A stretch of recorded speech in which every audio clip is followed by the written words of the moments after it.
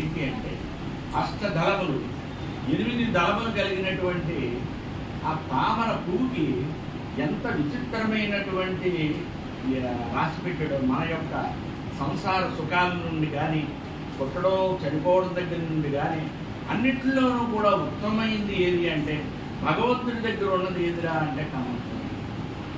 కామర్పువ్వు ఆ పువ్వు ఆ 8 దళాలతో ఉండదు.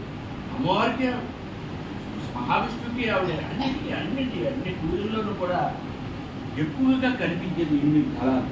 అలాగే అష్టాంగ మన సూత్రాలు, అష్టాంగ సూత్రాలు కూడా 8. ఈ దళాలు ఒక్కొక్క దళం ఏంటి అంటే అవి స్వామి చెప్పినటువంటి ఏంటంటే మనకున్నటువంటి చేతులు పద్మములు, కాళ్ళు పద్మములు. స్వామికి చెప్తాం కదా మనం, నీ కళ్ళు పద్మంలాగా ఉన్నాయి, నీ చేతులు నీ కాళ్ళు అన్నీ కూడా పద్మంలాగా ఉన్నాయని మనం చెప్తామని ఒక్కొక్క రమ్మకి ఒక్కొక్క దానికి దాన్ని మనం పూజిస్తాం. అలాగే మన కళ్ళు, మన ముక్కు, ఈ అంగాలన్నీ కూడా ఏమిటి అంటే అక్కడ నుండి వచ్చినాయి. దాని నుండి వచ్చినటువంటి అంగాలు ఆ పువ్వు ఎలాగైతే ఉన్నదో అలాగే మనం ఉండడానికి ప్రయత్నం చేయాలి.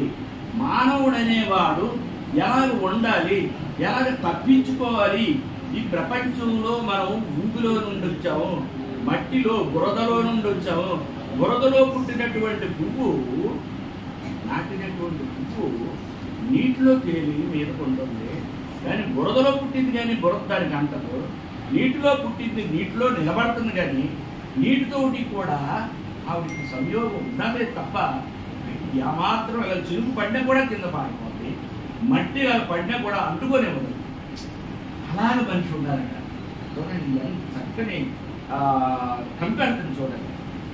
అంటే మనం పుట్టించిన భగవంతుడిని మనం అడగలేము. ఎందుకు అలా పుట్టించాడు, ఎందుకు ఆడామగా పుట్టించాడు, వీళ్ళలో పిల్లలు ఎందుకు రావాలి, ఇవన్నీ కూడా సృష్టికర్త ఇష్టం. దాని ప్రకారం మనం నడుచుకోవాలి.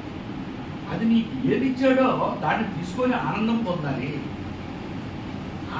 ఆ ధనం ఎలాగైతే ఉన్నదో, ఆ పువ్వు ఎలాగైతే ఉన్నదో నీటితో సంబంధం లేకుండా ఉన్నది, బురదతో సంబంధం లేకుండా. మనం పుట్టినప్పుడు బురదలో నుండి వచ్చాం, నీటిలో నుండి మనం వెళ్తున్నాం, పెరుగుతున్నాం అంటే నీటిలో అంటే మహావిష్ణువు మనల్ని పోషిస్తున్నాడు. దేనిలోనూ నీటి నుండే మనం అంతా కూడా మనం వస్తున్నాం. అలాగే సేమ్ పువ్వు ఉన్నది అందరి కూడా సేమ్ రాసింది. అలాంటప్పుడు నీకు ఎందుకు ఇన్ని భయాలు వస్తున్నాయి, ఎందుకు ఇన్ని పుట్టడం నడవడంలో మధ్యస్థంగా మనం ఇన్ని బాధలు పడుతున్నాం? ఈ బాధలన్నీ ఎందుకు వస్తున్నాయి అంటే మనం పట్టించుకోవడం వల్ల. ఆ పువ్వు ఎలాగైతే బురదను పట్టించుకోలేదో, నీటిని ఎలాగైతే పట్టించుకోలేదో నువ్వు కూడా పట్టించుకోకుండా ఉండాలి. సంసారం అనే నీటిలో నువ్వు మునిగిపోతున్నావు. సంసారాన్ని నీకు భగవంతుడికి ఇచ్చినటువంటి పిల్లలు, నువ్వేదో బాగు చేసేస్తానని అనుకోకు.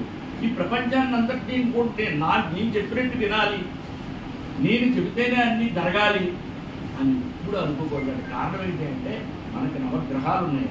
నవగ్రహాలు మనల్ని ఆడిస్తున్నాయి, మనం తోలుబొమ్మల్లాగా ఆడుతున్నాం తప్ప మనకి ఏమీ అధికారం లేదు. భార్య పిల్లలు ఉన్నారు, అందరం వదిలి వెళ్ళిపోమని అనలేదు స్వామి.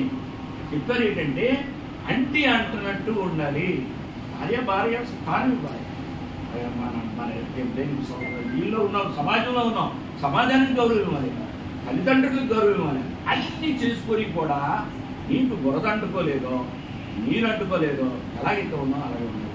ప్రతి చిన్నదానికి భయపడిపోవడం, ఎవరో ఏదో అన్నారని మనం ఏదో ఒక రకంగా అనుకుని బుర్రనంతటి పాడు చేసుకోవడం, అవన్నీ కూడా మనకి ఎలా వస్తున్నాయంటే మన యొక్క నవగ్రహ ఫలితాల వలన మనల్ని ఎవడో ఏదో అంటాడు. కారణం ఏంటి?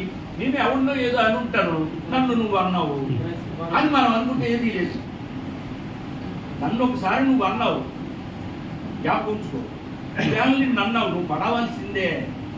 దాన్ని ఈజీగా తీసుకోవాలి. దాన్ని పట్టుకొని ఎక్కడ ఉందని జరగకూడదు అంటాడు స్వామి. స్వామి అందులో చెప్పేది ఏంటంటే ఆ బురద నుండి వచ్చినటువంటి తామర పువ్వు ఎలాగున్నదో అంటుకోకుండా, అలాగే నీటి నుండి వచ్చినటువంటి నీటి కూడా దాన్ని అంటుకోదు కదా. అలాగే నువ్వు బ్రతకాలి ఈ సమాజంలో, అప్పుడు నీకు ఏ బాధలు ఉండవు అని చెప్తున్నాను సార్. నాకు ఎందుకో శారదా పాత్ర అనగానే నాకు అదే జ్ఞాపకం వచ్చింది. అదే నేను చెప్పాను. జై సాయి.